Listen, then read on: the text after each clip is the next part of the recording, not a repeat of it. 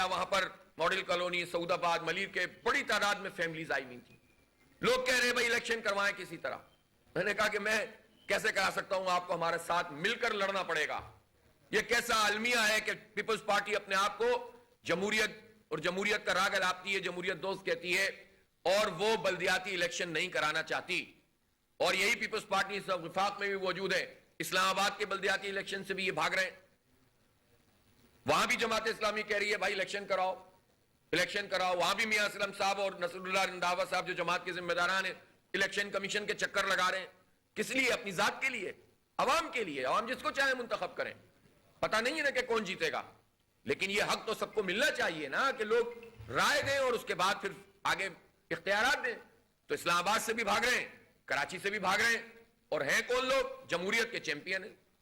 بلدیاتی الیکشن بھی نہیں کراتے, طلبہ یونین کے الیکشن بھی نہیں کراتے, بھاگتے ہیں اور کہتے ہیں ہم جمہوریت کے چیمپئن ہیں. وصیت پہ چل رہے ہیں, وراثت پہ چل رہے ہیں, خاندان پہ چل رہے ہیں.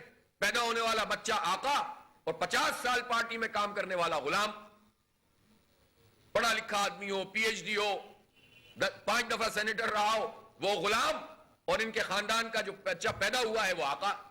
تو یہ تو ان کی جمہوریت ہے, اور اس جمہوریت کے اوپر یہ کہتے ہیں کہ ہم اپنے جو ہے وہ آئین سے متصادم کوئی کام نہیں کرنا چاہتے. اس لیے ہمیں الیکشن چاہیے. بلدیات 15 جنوری کو ہونا چاہیے. الیکشن کمیشن کا یہ کام ہے کہ وہ امپلیمنٹ کرے. اب میں پوچھنا چاہتا ہوں کہ جو ایڈمنسٹریٹرز کا تقرر کیا گیا